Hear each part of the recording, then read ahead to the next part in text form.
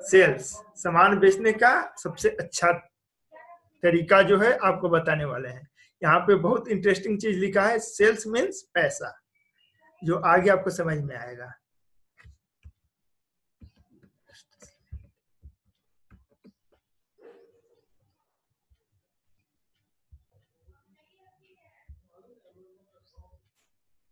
Yes, यहाँ पे एक चीज लिखा है, sales is a rejection job.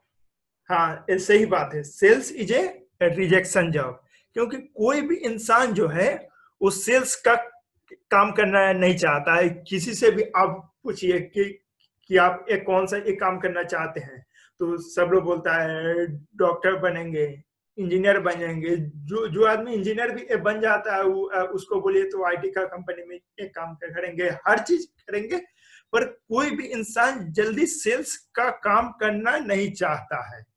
इसका रीजन क्या है? क्योंकि मैक्सिमम सेल्स का काम में आपको टारगेट मिलता है, और वो चीज लोग मतलब मेहनत की करने से अपने आप को डरते हैं कि टारगेट अचीव होगा कि नहीं होगा। एक मतलब लोगों का मेंटालिटी हो गया है, sales is a rejection job. मतलब इसका मेरा कहने का मकसद ये है कि जिसका कोई नौकरी नहीं होता है वो समझते हैं कि चलो मेरा कुछ नहीं हुआ तो हम इस सेल्स में जाते हैं, लेकिन ऐसा कुछ नहीं है। एकदम ये जो कंसेप्ट है sales is a rejection job, एकदम गलत है। क्योंकि सेल्स रिजेक्शन जब नहीं हो सकता है, क्योंकि आगे हम बताने वाले हैं सेल्स उतना किसी भी चीज में पैसा ऐड नहीं है। उसके बाद लिखा है company profit and loss account depends on sale. किसी भी कंपनी का प्रॉफिट एंड लॉस, चाहे कोई भी कंपनी हो, उसका प्रॉफिट एंड लॉस सेल्स के ऊपर ही डिपेंड करता है। एज फॉर एग्जाम्पल, मेरा अपना ये स्टार्टअप है, हम स्टार्टअप में हर चीज कर लिए, हर टाइप का एम्प्लॉय रखें, लेकिन जब तक मेरा प्रोडक्ट सेल ही नहीं होगा तो फिर प्रोडक्ट बनाने से फायदा क्या है? तो किसी भी कंपनी का प्रॉफिट एंड लॉस जो है सेल्स पे ही डिपेंड करता है। Next slide. यस, यहाँ पे लिखा हुआ opportunities. If you can work properly you can earn more than any other job. yes, अगर आप सेल्स को अच्छा से काम करते हैं, सेल्स में अच्छा से काम करते हैं, तो एक गारंटी है कि आप किसी भी अदर जॉब से ज्यादा कमा सकते हैं। एज फॉर एग्जाम्पल, कोई इंजीनियर है, वो स्टार्टिंग में फ्रेशर से होकर जाता है तो उसको कितना सैलरी मिलता है? 20,000 रुपया, 30,000 रुपया, 35,000 रुपया। पर सेल्स का कोई लिमिटेशन नहीं है, आप जितना बेचिए उतना कमाइए, क्योंकि कंपनी के फाउंडर को भी पता है, कंपनी के मालिकों को भी पता है कि जब तक मेरा सेल्स पर्सन खुश नहीं रहेगा, मेरा प्रोडक्ट सेल नहीं होगा, तो हम अपने अदर एम्प्लॉय को सैलरी कहां से देंगे? तो इसमें बहुत बड़ा अपॉर्चुनिटी है। जैसे एक अदर कंपनी के एग्जांपल लेते हैं, बैजू को ही देखिए, मतलब कहां से स्टार्ट किया, कहां पहुंच गया वो आज का कंपनी। उसका क्या रीजन है? उसका जो भी पैसा आता है बैजू के पास, उसका सेल्स पर्सन से ही आता है। वो मेन उसका है क्योंकि बैजू को देखकर बहुत सारे ये कंपनी ओपन किए, पर वो बैजू नहीं बन पाए। क्यों? क्योंकि वो जो सेल्स पर्सन को हायर करता है, एकदम टॉप लेवल के सेल्स पर्सन हायर करता है। आगे हम आपको वो बताएंगे कि सेल्स पर्सन कैसा होना चाहिए और सेल कैसे होना चाहिए। यहाँ पे लिखा है how to sell a product. Exactly, बहुत बड़ा चीज है ये। चीज आप सीख लिए तो दुनिया का कोई भी चीज आप बेच सकते हैं। 100% मेरा एक गारंटी है, ये चीज आप सीख लिए, how to sell a product, तो आप कोई भी चीज बेच सकते हैं। फर्स्ट पॉइंट है, consider yourself as a consultant. आप अपने आप को कंसल्टेंट की तरह देखिए, एज ए सेल्स पर्सन मत देखिए। जैसे हम आपको एक एग्जांपल देते हैं, आप डॉक्टर के पास जाते हैं तो क्या आप डॉक्टर को बतलाते हैं कि मेरे पेट में दर्द है, तो वो डॉक्टर क्या बोलता है कि इसको लेटाइए और एकदम उसके पेट को चीर दीजिए और जो भी है उसको निकाल लीजिए, एकदम नहीं। डॉक्टर पहले एक टेस्ट कराता है कि नहीं, आप किसी भी बीमारी को लेकर जाइए, डॉक्टर पहले टेस्ट कराएगा, उसके बाद जो भी बीमारी होगा उसको वो देखेगा और जो भी सही ट्रीटमेंट होगा वो चीज करेगा। वही सेल्स पर्सन का भी काम होता है। आप कहीं कोई भी चीज बेचने जा रहे हैं तो आप पहले देखिए कि सामने वाले को जरूरत भी है या नहीं। हो सकता है कि आप गलत जगह पर गए हों और जाते जाते नहीं कि लो भाई मेरा एक प्रोडक्ट ले लो, पहले उसके साथ सेकंड पॉइंट कीजिए, बिल्ड ए रिलेशनशिप। आप रिलेशनशिप पे फोकस कीजिए। आपको प्रोडक्ट सेल करना है तो ये 100% गारंटी है कि आपके सामने वाला पर्सन से रिलेशन बनाना पड़ेगा। डिपेंड करता है सेल्स में कि सामने वाला पर्सन के साथ आपका रिलेशन कैसा है।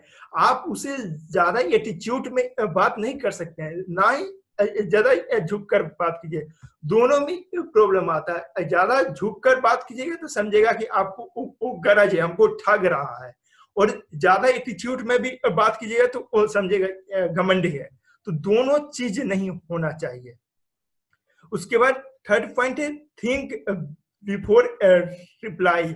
आप बात कर रहे हैं, प्रोडक्ट सेल करने गए हैं, तो आप पहले उसका बात ध्यान से सुनिए, कुछ समय सोचिए, उसके बाद उसको रिप्लाई दीजिए। ये नहीं कि वो एक बात बोला आप 3 बात बोलने लगे, ऐसा आपको कभी नहीं करना है। आपको उसका बात ध्यान से सुनना है ताकि सामने वाले को वो लगेगा कि आप उसका बात ध्यान से सुन रहे हैं, उसके बाद आप रिप्लाई दीजिए। उसके बाद देखिए, अच्छा पॉइंट है फोकस, किस चीज पे फोकस करना है। आपको स्टार्टिंग में जैसे आप कोई भी चीज बना है और सोचिएगा कि टायर 1 टायर 2 सिटी में ही सेल करने लग जाए तो ये कभी नहीं होने वाला है। आपको स्टार्टिंग छोटा प्लेस ही करना पड़ेगा। एज फॉर एग्जांपल अमेजन कहीं ले लीजिए, अमेजन एक रूम से स्टार्ट किया था, आज अरबों का की कंपनी है। क्यों? अब आप अमेजन जैसा कंपनी स्टार्ट कर रहे हैं और फर्स्ट ही में सोचिएगा कि हम अमेजन ही बन जाए, तो नहीं, आपको पहले एक एरिया से स्टार्ट करना पड़ेगा, फिर आपको एक डिस्ट्रिक्ट पकड़ना पड़ेगा, फिर आपको एक सिटी पकड़ना पड़ेगा। नहीं तो एक बार सोचिएगा कि आप पूरा होल कंट्री पर पकड़ लें तो वो कभी नहीं होने वाला है।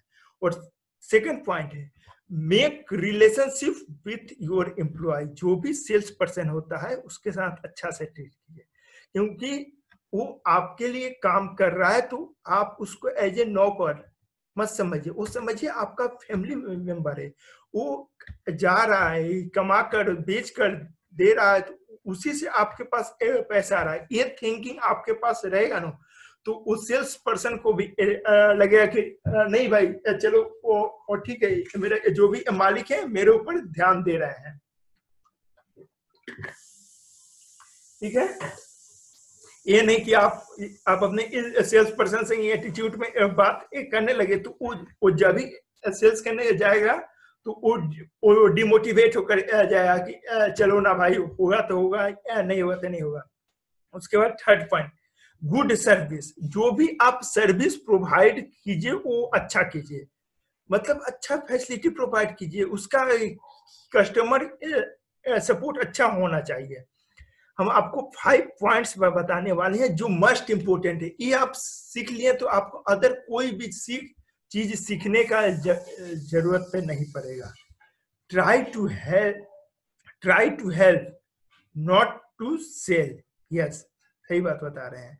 Try to help not to sell. सामने वाले पर्सन को आप सोचिए कि उसको मदद कर रहे हैं, उसको ये एहसास मत होने दीजिए कि आप कुछ बेच नहीं आए हैं। उसको लगे कि नहीं भाई ये हमको कुछ बेच नहीं रहा है, मेरा मदद कर रहा है, उसको वो जरूरत हो। और देखिए उसके बाद कन्वर्ट देयर इनटू हेल्प। अगर आप उसको मदद कीजिएगा तो तब वो अपने आप सेल्स में ये कन्वर्ट हो जाएगा। और थर्ड पॉइंट बहुत इंपॉर्टेंट है, एनालाइज डिसीजन मेकर। सामने वाले को देखिए, जैसे आप कोई भी चीज सेल्स करने गए हैं तो पहले सामने वाले को वो देखिए कि वो बच्चा, वो बंदा जो भी है सामने, उसके अंदर कैपेबिलिटी है कि नहीं डिसीजन लेने का। हो सकता है कि आप गलत आदमी से सामान बेच रहे हो सकता है कि वो उस दुकान का नौकर हो, मालिक कहीं और है, और नौकर या जो भी मालिक इन द सेंस कि जो दुकान पे सामान बेचता है वो कहीं और है, किसी किसी अदर स्टाफ को बैठा हुआ है, और आप उसे बोले जा रहे हैं। नहीं, आपको सामने वाले को भी देखना पड़ेगा कि हम उसको समझा रहे हैं तो उसके में कैपेबिलिटी है कि नहीं, तो वो डिसीजन ले सकता है। फोकस ऑन डिसीजन में करोगे। Fourth point, analyse their budget. ये भी चीज देखना पड़ेगा। जैसे मान लीजिए एज फॉर एग्जांपल हम आईफोन इस सेल करने जा रहे हैं, तो सामने वाले को वो देखना पड़ेगा। मान लीजिए 40,000 का आईफोन है और हो सकता है कि उसका टोटल बजट ही हो 40,000 रुपए का, तो वो तो आप नहीं ले सकता है। तो इसीलिए सामने देखना पड़ेगा कि आप क्या चीज बेचने जा रहे हैं, और उसके पास कैपेबिलिटी है कि नहीं वो चीज एक खरीदने का। उसके बाद एक चीज हम अंडरलाइन किए हैं, नेवर डिमोटिवेट फॉर रिजेक्शन। यहाँ पे हम आपको एक चीज दिखाने वाले हैं। एक हम भी वीडियो देख रहे थे तो वहां से हमको मिला, सेल्स पर्सन जो भी होते हैं वो डिमोटिवेट हो जाते हैं, क्योंकि सिंपल सा बात है, सेल्स में रिजेक्शन होता ही है। बहुत ज्यादा सेल्स में रिजेक्शन होता है। कोई भी चीज आप लेने जाइएगा, ठीक है, लेकिन स्टार्टिंग में आपको क्या बताया था कि रिजेक्शन होता है तो आप सेल्स पर्सन से बहुत पैसा कमा सकते हैं। तो वही चीज आपको यहाँ अप्लाई करना है। कभी डिमोटिवेट नहीं होना है। आपको डील कैसे करना है, मोस्ट इंपोर्टेंट पॉइंट ध्यान से देखिएगा। आप कोई भी सामान बेचने जा रहे हैं, आपको रिजेक्ट कर दे रहा है, एक किया, एक से एक बात की है, ठीक है, वो रिजेक्ट कर दिया। दूसरे में गए, वो भी रिजेक्ट कर दिया। हो सकता है कि दिन भर में आपको दिन भर रिजेक्शन नहीं मिला। आप एक चीज दिमाग में बैठे, या अपने आप को हमेशा ये बड़ा देखिए, ये सोचिए कि क्या वो रिजेक्ट कर दिया तो वो क्या हुआ, हो सकता है मेरा अगला बार ले लेगा, या हो सकता है कि आगे उसी को जरूरत पड़े और ये मेरे पास आएगा। कभी अपना काम को ये मत समझिए कि ये मेरा काम ये फालतू का चला गया। कम से कम आप उसको बतला तो पाए। एज फॉर एग्जाम्पल, आप रिजेक्शन को बस इतना ही समझिए कि एक आपका सर का बाल है जो आपको रिजेक्ट किया, उसके माथा पर फेंक दीजिए बाल, और समझिए कि आपके सर में एक कितना बाल है। उतना रिजेक्शन सहने का मेरे अंदर एक कैपेसिटी है। जिसको वो करना है वो करे। हम देखते हैं कि मेरे को वो कितना आदमी रिजेक्ट कर सकता है। अपने आप को ऐसे देखिए कि कोई मेरे को कितना भी रिजेक्ट करे, हमको कोई असर नहीं पड़ने वाला है। रिजेक्शन से हम नहीं हारने वाले हैं। एक ना एक दिन मेरे को वो सक्सेस मिलेगा। यहाँ हमेशा ये सोचे कि हो सकता है कहीं मेरे में ये गलती हो कि मेरे को रिजेक्ट क्या करके। कभी भी डिमोटिवेट नहीं होना है। How to deal with a competitor. Competitor के साथ कैसे डील करें। फर्स्ट चीज, लेस प्राइस देन कंपटीटर। अब अपने कंपटीटर से ट्राई कीजिए कि हमेशा कम प्राइस रखें। Try to choose some month local area. Starting का जब आप कोई भी बिजनेस स्टार्ट करते हैं तो कुछ मंथ तक आप लोकल एरिया पे ही ज्यादा फोकस कीजिए। After some month focus on city. उसके बाद उसके कुछ दिन बाद आप शहर में जाइए, कहीं भी जाइए, लेकिन स्टार्टिंग आपको छोटा प्लेस से ही कीजिएगा तो वो जाना ज्यादा बेनिफिट होगा। ठीक है।